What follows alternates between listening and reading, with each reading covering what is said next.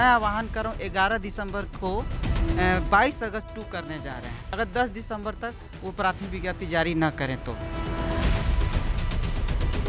कुछ किए बिना ही जग में जय जयकार नहीं होती, कोशिश करने वालों की कभी हार नहीं होती। 7th फेज प्राइमरी नोटिफिकेशन जो है उसको अविलंब जारी कीजिए। गरीब का बच्चा पढ़ता है, जितना नेता है वो सबका बच्चा तो सब अपना प्राइवेट स्कूल में पढ़ता है। सरकार से एक्सपेक्टेशन अभी भी रखे हैं, चूँकि एक्सपेक्टेशन तो हम लोगों का 3-3.5 साल से जो है वो मतलब वो सही से नहीं मिल पा रहा है, लेकिन उसके बावजूद भी हम लोग सरकार से एक्सपेक्टेशन रखे हैं क्योंकि उम्मीद पे ही दुनिया कायम है।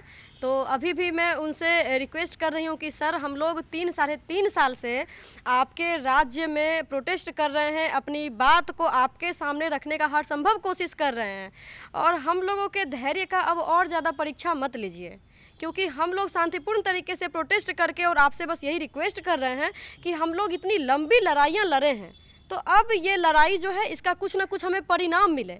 खाली हाथ हम लोग नहीं जाना चाहते हैं। हम लोग जानते थे कि कुछ किए बिना ही जग में जय जयकार नहीं होती, कोशिश करने वालों की कभी हार नहीं होती। तो हम लोग कोशिश कर रहे हैं सर, इस लाइन को आप सही प्रूफ कीजिए और 7th फेज प्राइमरी नोटिफिकेशन जो है उसको अविलंब जारी कीजिए, क्योंकि ये जितना ही डिले पे डिले होता जाएगा तो कई सारे अभ्यर्थी एज रिलैक्सेशन देने के बाद भी वो इस बहाली से वंचित हो जाएंगे। हमारे पास सर हम लोग BSc B.Ed किए हुए हैं, PG किए हुए हैं, C.Tet B.Tet पास हैं और इतनी डिग्री है फिर भी नौकरी नहीं मिल रही। देखिए सर, इस सरकार की जो गलत पॉलिसी है ना, उस गलत नीतियों का शिकार हो गए हम लोग। क्योंकि देखिए, अब लोकतंत्र में सबको अधिकार है सर अपना हक मांगने के लिए, और मुझे अपने ही वतन में हमारे हक के लिए हमको रोड पर भीख मांगना पड़ता है सरकार से।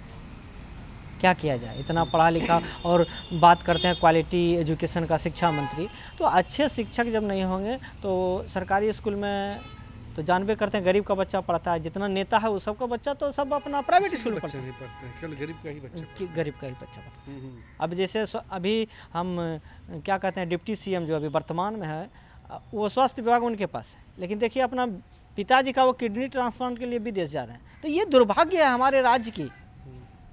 हमारी शिक्षा व्यवस्था इसी तरह से बर्बाद हो चुकी है सर।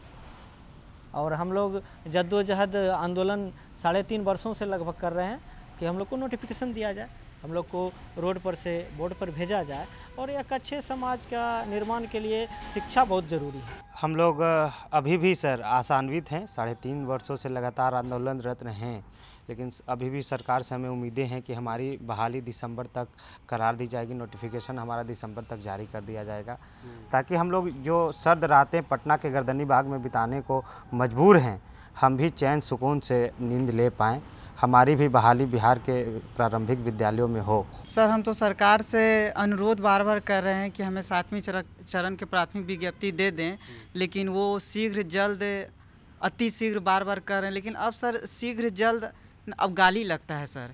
इसीलिए अब सरकार को अल्टीमेट हम दे दिए हैं कि अगर 10 दिसंबर तक वो विज्ञप्ति जारी नहीं किया तो मैं आह्वान कर रहा हूँ 11 दिसंबर को 22 अगस्त 2 करने जा रहे हैं। और इसके जिम्मेवार 22 अगस्त को क्या हुआ था? 22 अगस्त को जिस तरह हम लोग डाक बंगला घेरे हुए थे 4 घंटे तक आंदोलन, मजबूरी था, वही मजबूरी वो जानबूझ के करवा रहे हैं, और वो आंदोलन करने के बाद बिहार सरकार कर रही है। इसीलिए हम लोग 22 अगस्त 2 उसका नाम दिए, और वो 11 दिसंबर को करेंगे अगर 10 दिसंबर तक वो प्राथमिक विज्ञप्ति जारी न करें तो।